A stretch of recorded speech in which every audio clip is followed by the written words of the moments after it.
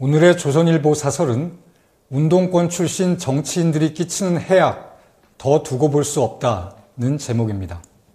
과거 민주화 운동 핵심이었던 인사들이 운동권 출신 정치인들이 끼치는 해악을 두고 볼 수 없다며 오는 15일 민주화 운동 동지회를 결성한다고 밝혔습니다.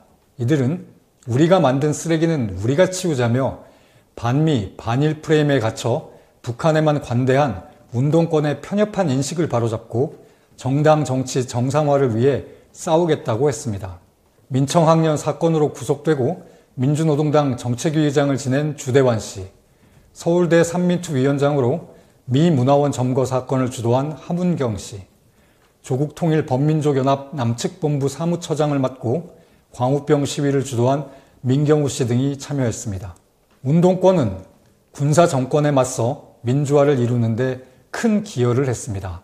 민주화 이후 대부분은 생업으로 돌아갔지만 일부 학생운동권 간부들은 이 경력을 바탕으로 정치권에 진출했습니다. 김대중 노무현 정부에서 영향력을 키우더니 문재인 정부 들어 국정 전반을 장악할 정도로 권력을 극대화했습니다. 80년대 후반부터 지금까지 30년 권력이었습니다. 이제는 운동권 귀족이 됐다고 해도 과언이 아닙니다. 문제는 이들이 장기 권력화하면서 자신들이 내세웠던 민주주의, 인권, 정의와 반대로 갔다는 사실입니다. 이번에 출범하는 동지회는 이 잘못된 행태를 바로잡겠다는 것입니다. 문정권 5년간 민주주의 파괴 행태는 헤아리기 어려울 정도입니다. 출발부터 드루킹을 동원한 대규모 여론조작으로 시작했습니다. 선거법을 강제로 바꾸는 민주국가에서 상상할 수도 없는 폭거도 저질렀습니다. 위장탈당, 회기 쪼개기 등 반민주적 작전을 예사로 사용해 입법 폭주를 했습니다. 문 전 대통령의 30년 친구를 울산시장에 당선시키기 위해 청와대 비서실 8개 조직이 나서서 야당 후보를 억지 수사했습니다. 대통령 비판 대자보를 붙였다고 청년들을 압수수색하고 주거침입으로 재판에 넘겼습니다. 5.18에 대해 정부 발표와 다른 주장을 하면 감옥에 보내는 법도 만들었습니다. 민주, 인권 무시는 국내에서만이 아니었습니다.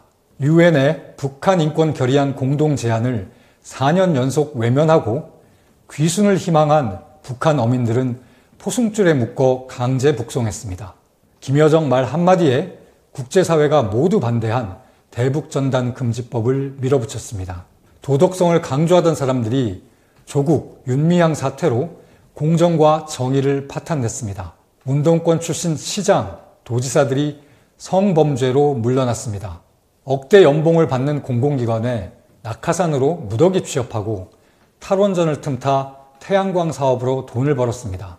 각종 시민단체, 협동조합, 사회적 기업을 만들어 수조 원대 국민 세금을 타갔습니다. 운동권이 장기 권력이 되면서 이제는 서로 밀어주면서 국민 세금을 빼먹는 운동권 생태계가 만들어졌습니다. 민주당은 그 생태계를 확대하는 사회적 경제기본법 통과를 밀어붙이고 있습니다. 민주화는 운동권의 전유물이 아닙니다. 수많은 일반 시민의 노력이 없었다면 불가능했습니다. 그 평범한 시민들은 열심히 일해 기업 일으키고 세금 내며 나라와 사회에 기여했습니다. 그동안 운동권은 반민주, 반인권을 일삼는 무소불위의 권력 집단이 됐습니다. 이 낡은 집단의 시대는 끝나야 합니다. 오늘의 조선일보 사설이었습니다.